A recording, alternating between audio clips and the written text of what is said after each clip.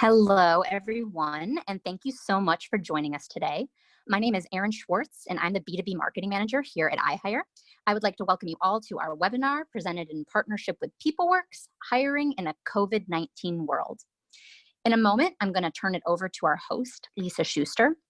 Lisa is the founder and president of PeopleWorks, an HR consulting company that provides innovative and scalable HR solutions with a strong focus on employee engagement and culture.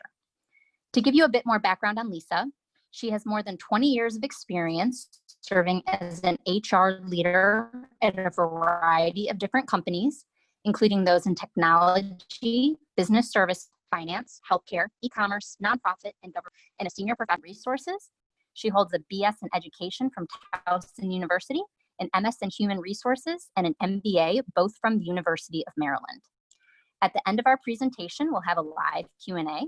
So throughout the webinar, please enter your questions into the Q&A chat box at the bottom of your screen, and Lisa will do her best to address them. So with that, I'm going to turn it over to Lisa.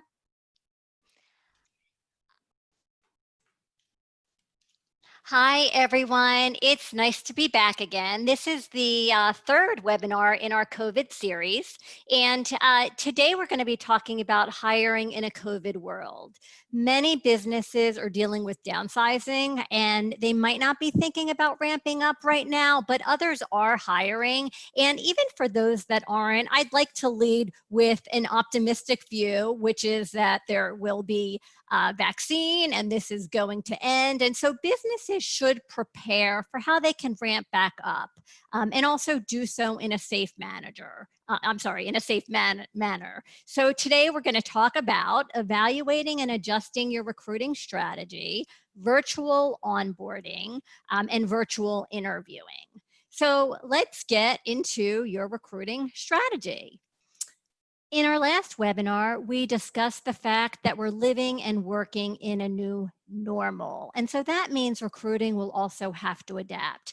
Many have an expectation that we'll see ebbs and flows and potentially reinfection. And so there may be periods of hiring, but potentially also furloughs and layoffs. And so a key thing to remember here is that your recruiting strategy should not be set in stone, but it's something that you're going to have to revisit on a regular basis. Of course, taking into account the external environment and conditions in your local community.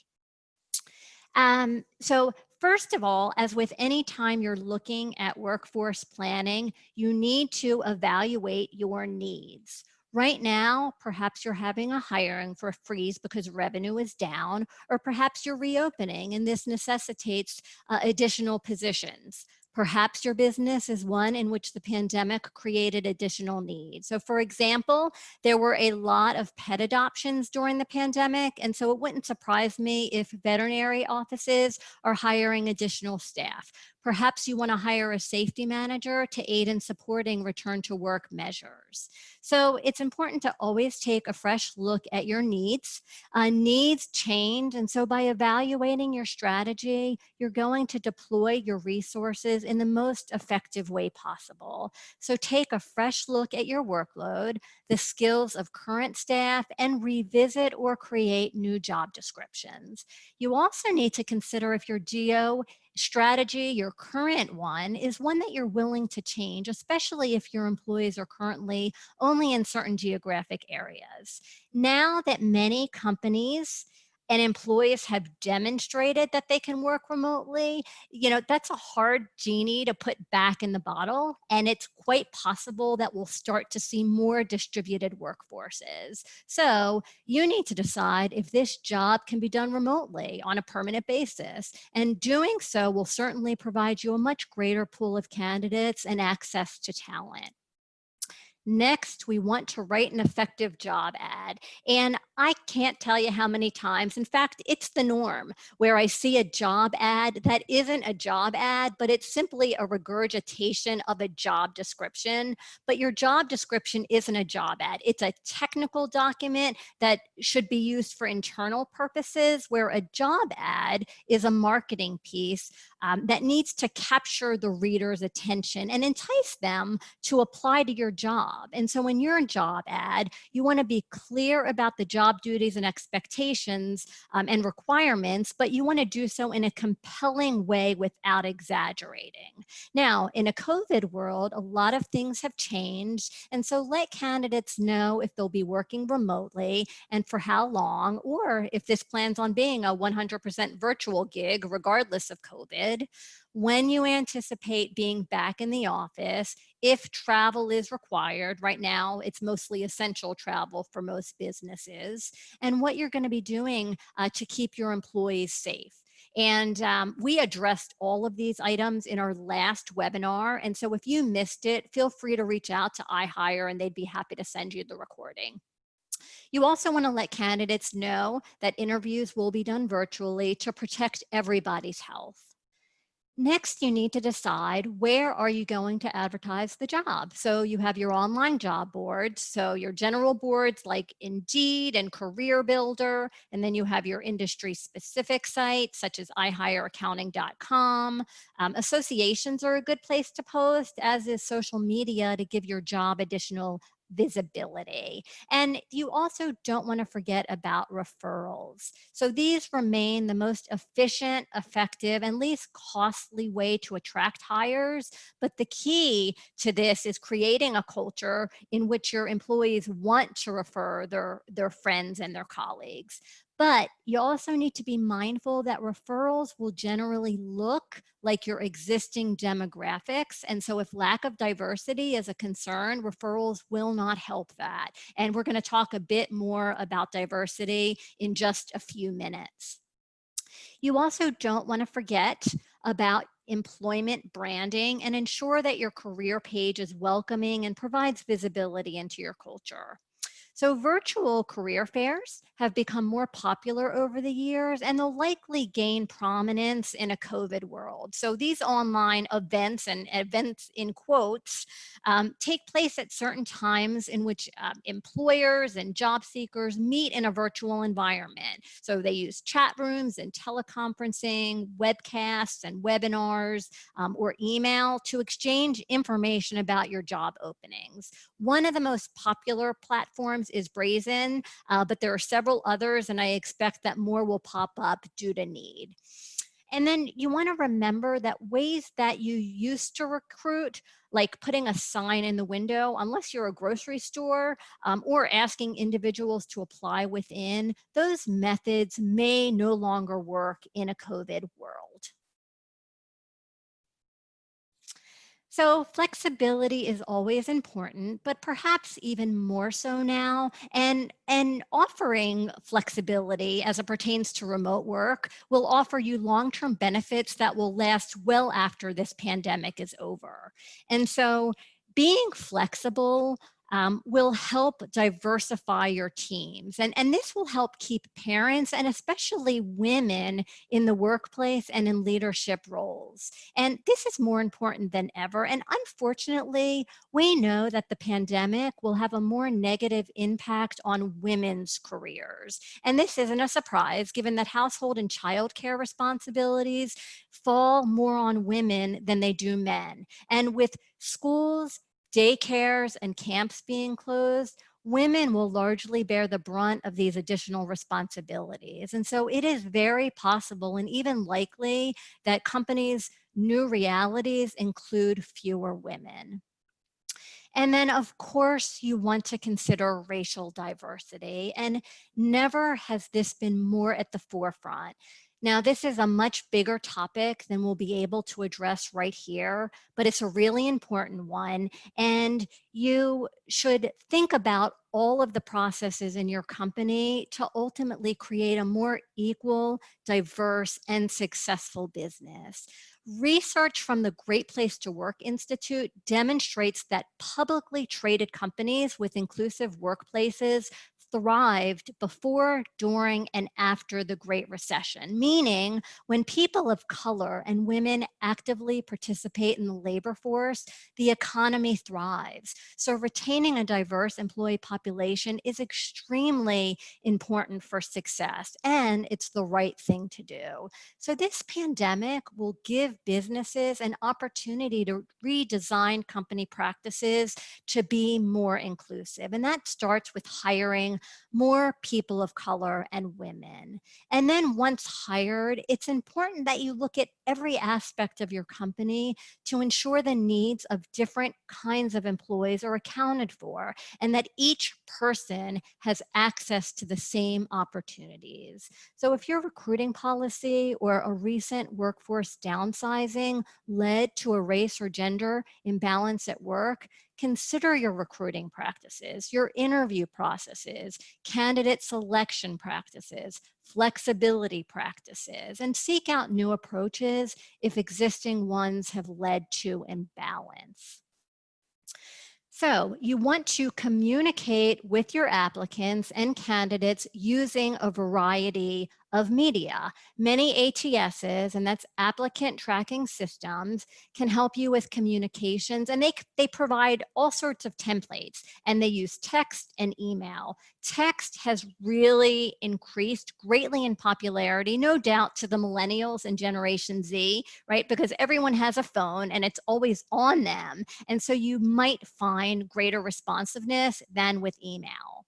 And then you also don't want to forget about the phone screen. So just because you might be doing virtual hiring, the phone screen is it's still a really important way to save time, because full interviews are a time suck. And you can typically disqualify at least 50% of your candidates based on an initial phone screen. So a good initial phone screen can reveal a wealth of important information, including a candidate's skills, experience, motivation, professionalism, and salary expectations. And so there's no reason to eliminate this important step in the interview process.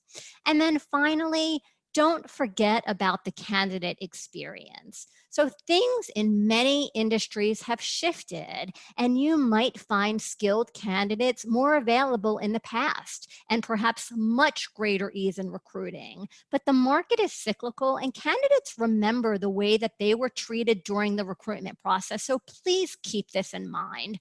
The most common complaint of candidates is the recruitment black hole. And this is where there's little to no communication from the employer, even after an interview.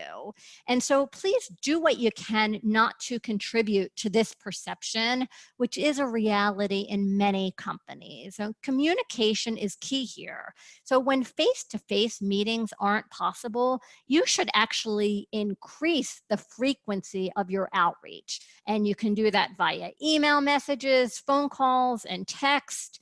Just do your best to set expectations around the hiring process and timeline while keeping candidates appraised of any new procedures or policy changes. So you may not be hiring right now, but there's no time like the present to prepare for the future. And so for positions that you typically hire a lot of, or ones that you have a lot of difficulty in filling, you might want to start pipelining. Now, this isn't a new concept, but it gained popularity in recent years due to the uber competitive conditions and the skills shortage. And it's basically a proactive recruitment strategy that is intended to speed up the selection and hiring process by identifying suitable candidates before a need arises. So pipelining can improve the quality of candidates because individuals have time to become more familiar with the company's employment brand, solidify their interest, or disqualify themselves from consideration. And so a pipeline is a list of candidates who have expressed interest who have interacted with you, expressed an interest in joining the company, and have passed a basic screening or assessment. And so these are individuals with whom you wish to nurture a relationship for the purposes of them joining your company at a later date. And so some good criteria for pipelining candidates include the following. So number one, you've met with this individual already, you've vetted their background, and if you had an opening that fit their skill set, you'd be interested in moving them forward to the final round of interviews. And typically you wouldn't ever go right to an offer. Two, you have a relationship with the candidate that goes beyond what's on his or her resume. And three, you have a simple way to track the interactions that you have with your candidate, whether that's calls or emails, special deals, etc. And so the theory is that once you've put all this time and effort into building a pipeline, it's a realistic expectation that you would have a few people to call for common jobs when they become available. Now, of course, timing is important since there's no guarantee that these individuals will be available.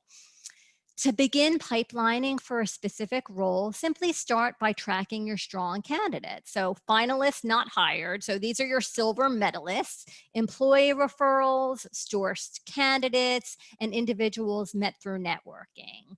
A simple spreadsheet is fine. It certainly does the job, and you can log their name, contact information, resume or LinkedIn profile link, and any other pertinent details. And then each interaction that you have with these candidates should be tracked for future reference. Now, as your pipeline grows and management needs become more sophisticated, an applicant tracking system can provide a number of features to support this proactive approach.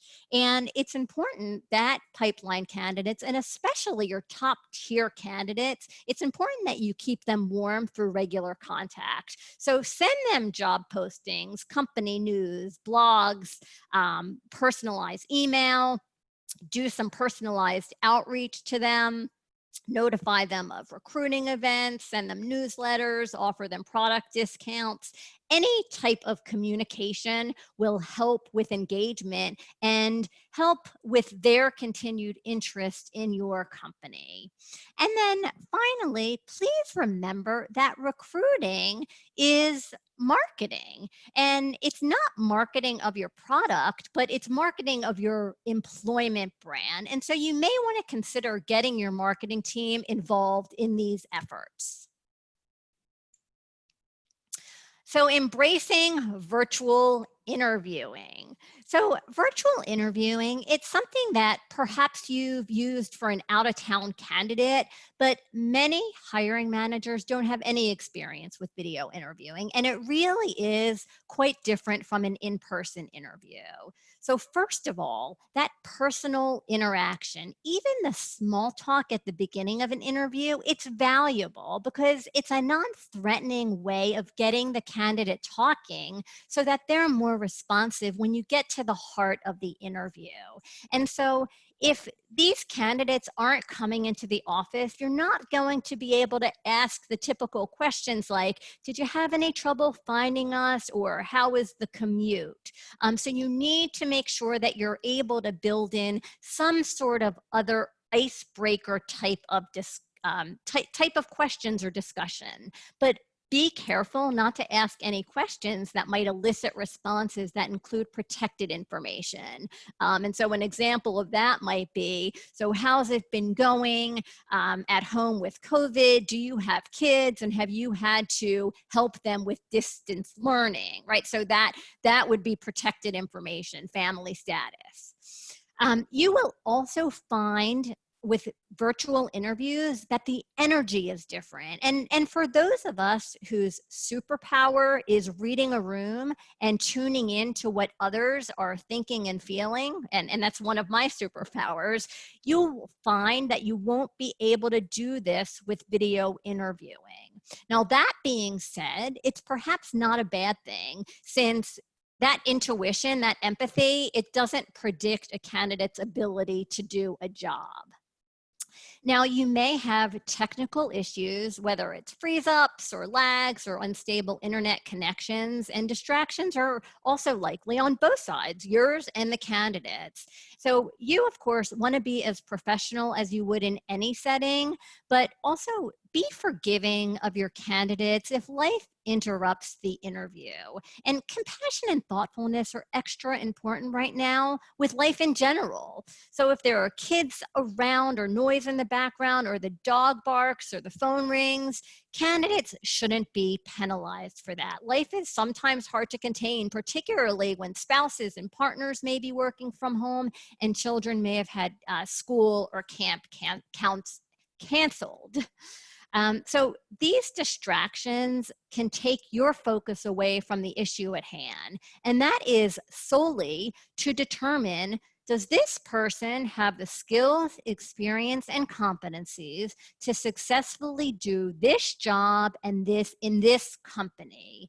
And so you want to be very careful to avoid making decisions on any of these distraction factors because they aren't relevant, but they really could very easily bias your decision. So instead, you want to focus on the job competencies and use behavioral interviewing, which enables candidates to demonstrate their knowledge, skills, and abilities by giving specific examples from their past experiences. And that's how they actually behaved in certain situations on the job. Now, you have many options when it comes to video interviewing. You can use Zoom or Skype or whatever video platform you like. For years, I've often done interviews using FaceTime or Zoom. And these all work fine, but remember that FaceTime and Zoom, these aren't intended specifically for interviews. So if you're looking for a platform intended for interviews, there are plenty out there. Some of these include Spark Hire, VidCruiter, HireView, Harkin, and I don't endorse any of these. So you'll want to do your research to make sure that you find a platform that is going to best meet your needs. But all of these, or I should say most of these, will enable you to have interviews live or on demand. And many of them provide ratings and they connect to your ATS and they provide analytics, and all of this can enable you to track everything from interview completion rates to acceptance and rejection breakdowns, and all at quick glance. Okay, so we're going to talk about virtual interviewing best practices. So you want to prepare just as you would for an in-person interview. So winging it will simply lead you to fill an empty seat, and this will likely fail you. And so for each hire, you want to review the job description, identify the top skills and competencies needed for the position, whether those are technical skills, soft skills, and cultural competencies, and then craft your behavioral questions based upon those competencies. And then make sure that these questions are consistently asked of each candidate. And in addition to protecting you legally, this is going to enable you to compare apples to apples to be most effective in selecting the right person for the job. Test internet connectivity before the interview. And I know this seems like a no-brainer, but don't check it the night before. You just never know if there might be an outage or a platform issue at the time of the interview. Familiarize yourself with the software that you're using. So whether it's Zoom or a platform designed for video interviewing, make sure that you know how to use it. You want to make sure that you know how to enable video and sound, that you're not muted, and how to use all the functions that are necessary to conduct a successful interview. Eliminate background noise and distractions if it's possible. And I get that many of us are still working from home with kids and families and pets, and not everyone has a private office to which they can retreat to in their home, but do your best to eliminate distractions. So close your email so you don't get those the email notifications, power down your phone, basically control those things that you can so you can focus at the task at hand, because a good interview requires a lot of concentration on your part, and that's in the very best of circumstances. dress appropriately. So you don't need to put on a three-piece suit, but you are representing your company. And so you want to put forth a professional image. And this will also, of course, be driven by your company culture and what's appropriate in your workplace. Double check availability of internal room or conference line or technical support. So if you're in the office, make sure that you've reserved a conference room or a private place to have the interview. You also want to reserve any technical resources. So perhaps your company only has 1 or 2 company Zoom accounts. So you want to ensure their availability and also make sure that they're scheduled in advance so that you and the candidate don't inadvertently pop into someone else's meeting. And, you know, Zoom video bombing is actually a thing these days. And then you want to make sure that you've sent the link to the candidate ahead of time so that they can familiarize themselves with your software and encourage them to ensure that they have the most updated version just to avert any technical difficulties.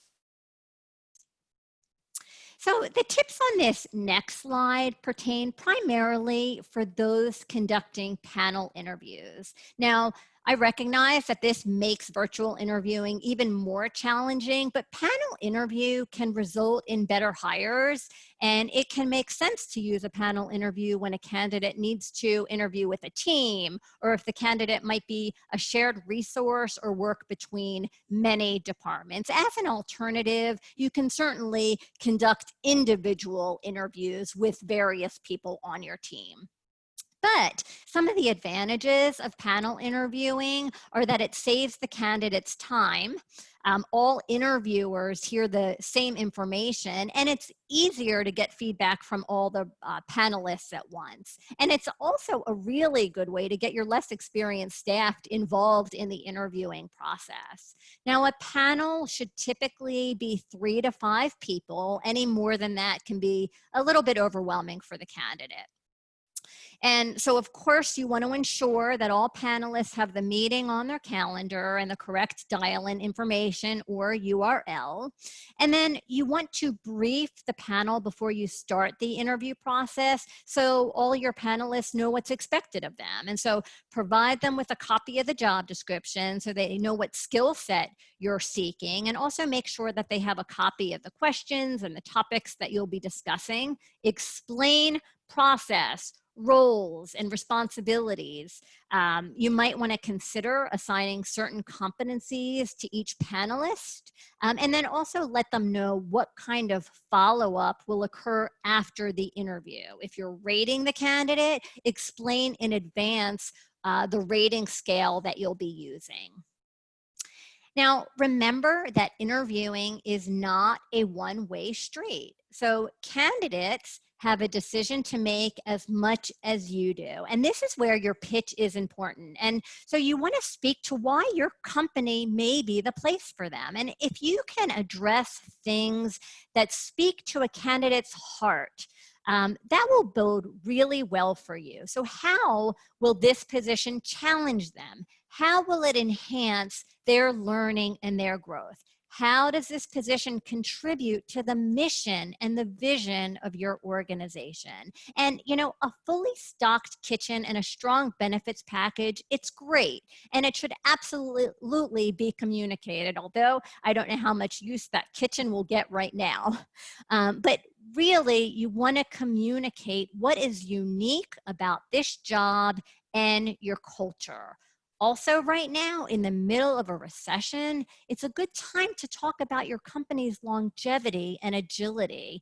Employees and applicants are rightly concerned about this right now. And so if you can share that you've been in business for a long time and have weathered various storms, if you've adjusted to varying economic climates, and what your track record is of, you know, pivoting due to external forces, that's an important discussion right now, and not just for your candidates, but also for your employees, since we know many businesses may not survive this pandemic.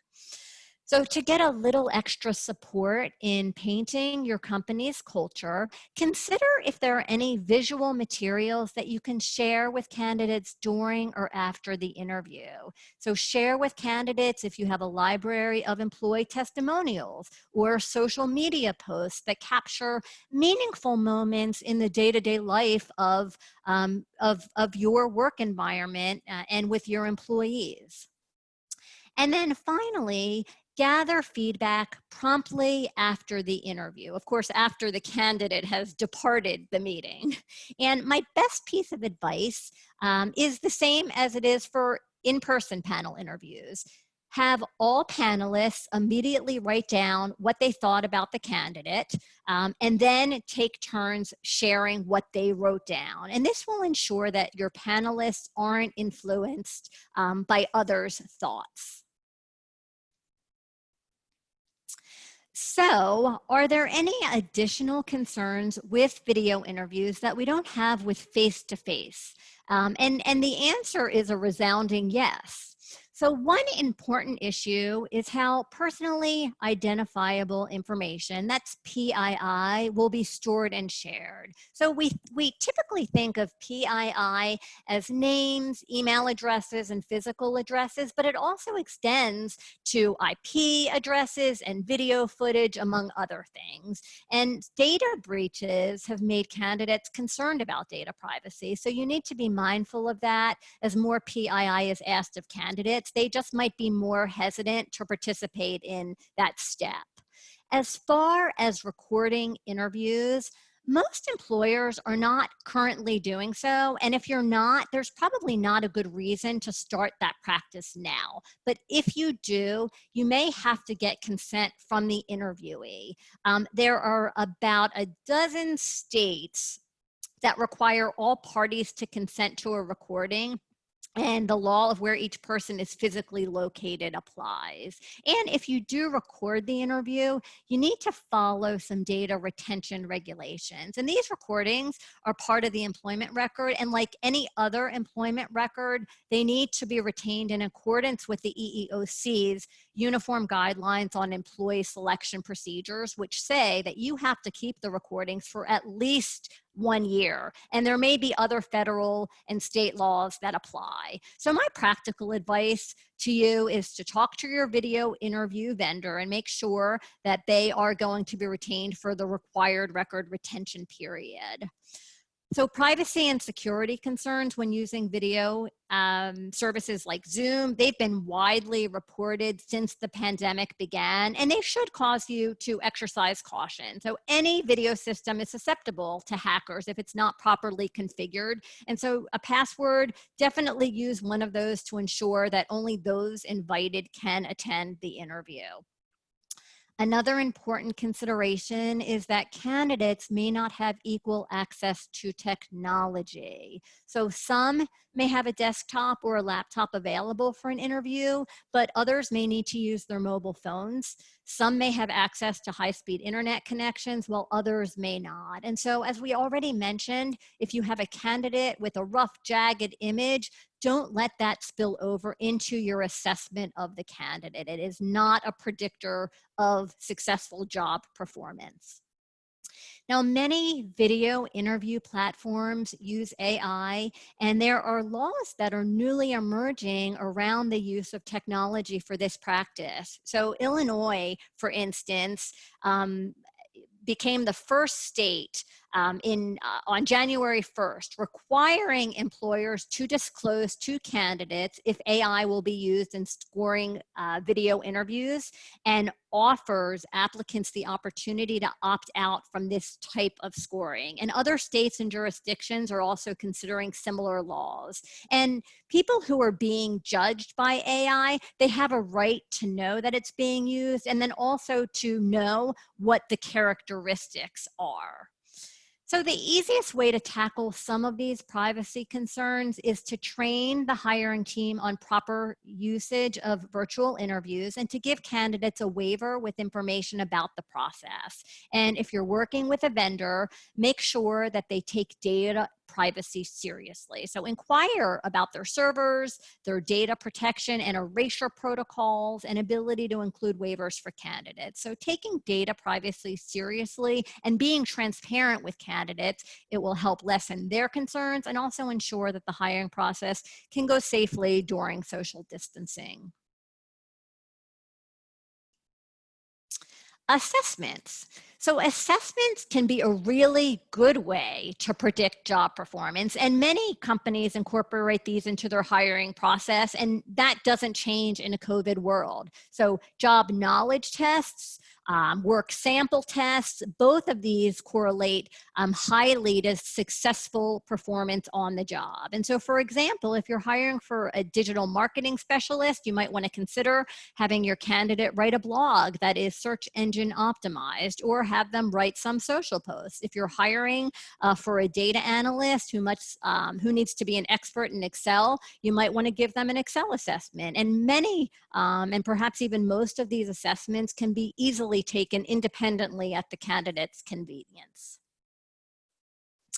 So virtual onboarding. So once you have extended an offer, assuming that the candidate accepts, congratulations, and now it's time for onboarding. So in the best of circumstances, most organizations don't do onboarding very well. And just as with recruiting, this is something that you don't want to wing. And right now, it's even more important. And it is a challenging time. And I know that time is limited for so many organizations and individuals. And so it might be tempting to skimp on the onboarding experience by telling yourself, hey, they're smart and they'll figure it out.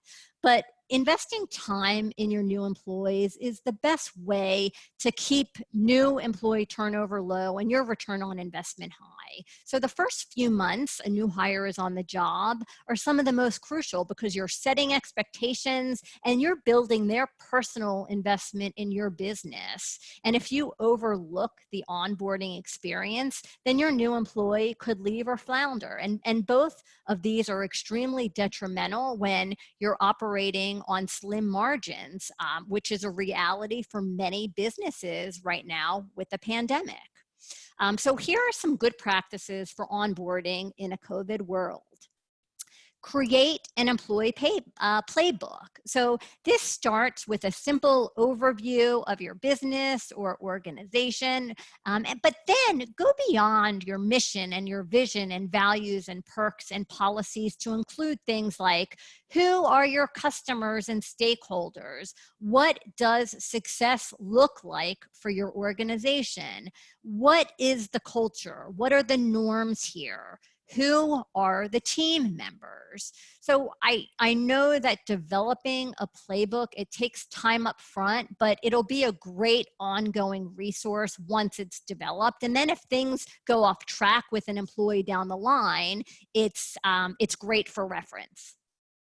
You want to set attainable 90-day goals. So give your new hires direction and actionable items right from the beginning. And by identifying a few easy to reach goals, they will find themselves immediately successful, and they'll be re-energized about their decision to join your team.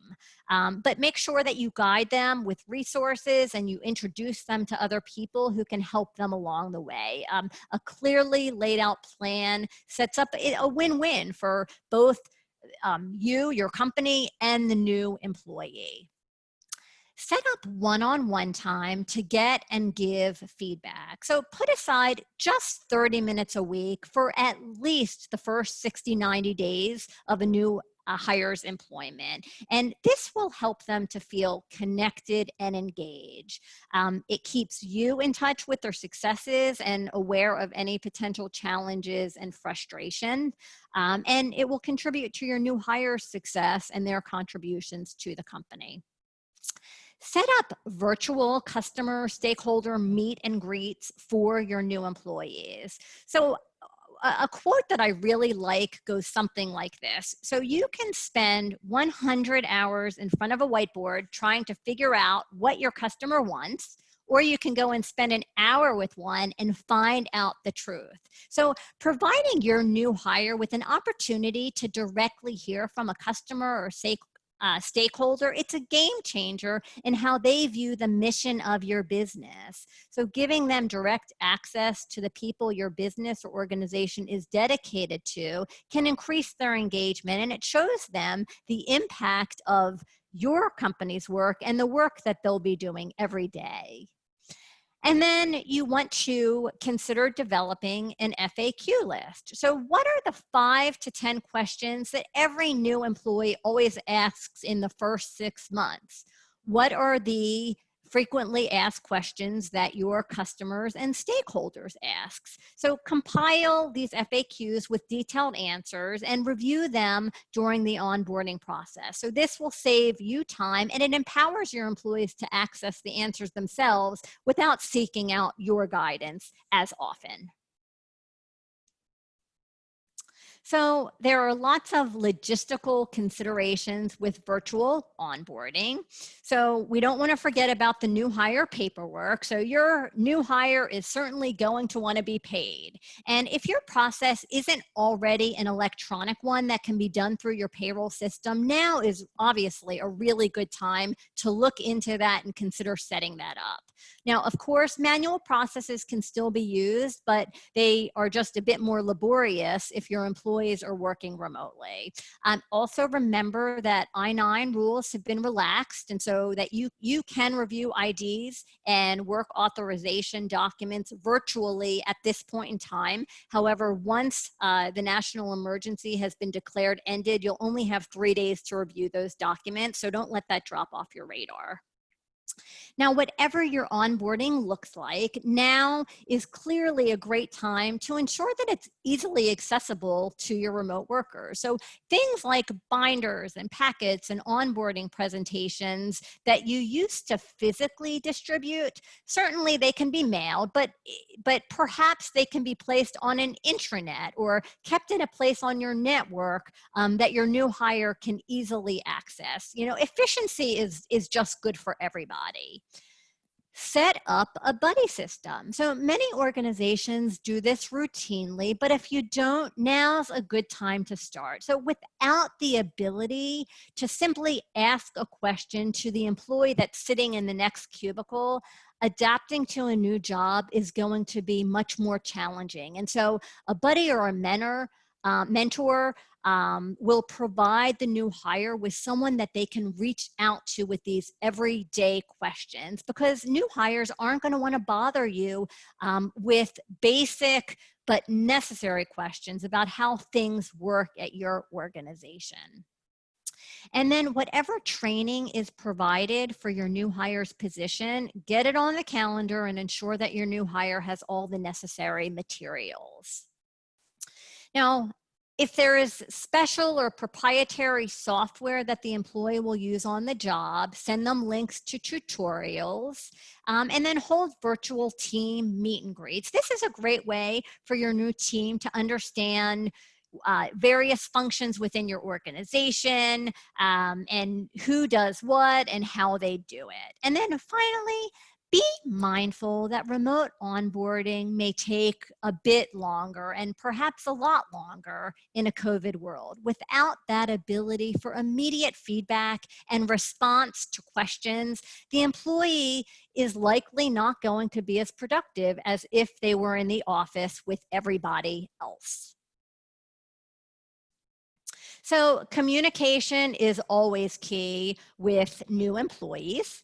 And so here are some of additional communication tips. So provide links or call-in information to any video conferences or meetings that will be taking place and times onboarding sessions will be taking place. Provide an agenda for the first few days. So this, of course, will include the time for new hire documentation, give the employee time to peruse relevant reading materials, everything from your handbook to company and job-specific information. Ideally, their work computer has arrived by the first day of employment, but if it hasn't, let them know what devices and software that they should use until they receive their equipment. And then, of course, ensure that they have an internet connection. Some further tech considerations: don't forget to coordinate with your tech folks for shipping the new hire's laptop, phone, or whatever tech supplies that are provided to new hires. Communicate with your new hire about when they can expect to receive these items. And so as to reduce stress on the new hire, determine how much of the new hire's laptop setup and profile logons can be completed before shipping out the hardware. The more, the better. And then how will you safely share passwords and login credentials? Now, every company has their own tools, processes, and systems, and you may want to create some instructional videos. So bite-sized e-learning videos can replace the need for someone to sit with your new hire and review tools and systems. And while it may take a little bit of time to create these, once you have them, you can use them over and over. And so it's so important to start making a good impression on your new hires right off the bat by treating onboarding as a key part of your business's success. And your efforts, they're going to pay off with higher employee engagement and retention, and your business will quickly benefit from employees that are giving their all each day. And so that covers what we have today on hiring in a COVID world. My business focuses on every aspect of HR, from hiring and recruiting through termination. And so if we can be of any assistance during these crazy times, please don't hesitate to reach out. And so with that, I am going to turn it back to Erin to share any questions that we have today. Great. Thank you so much, Lisa. We did have several questions that came through. How can we improve diversity and inclusion in the recruiting process? A very good and timely question. So much to discuss here. So I'll start with some general tips. So you want to educate your team about the importance of diversity and inclusion in the workplace. I expect that we will see a lot of unconscious bias training. So that's something that you might want to consider providing not only to your hiring staff, but to all employees.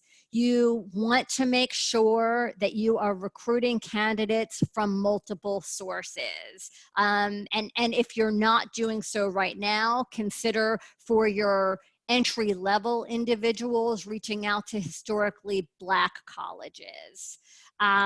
Make sure that your interviews are consistent and create a structure for evaluating candidates. And in that way, your process is consistent for every single person.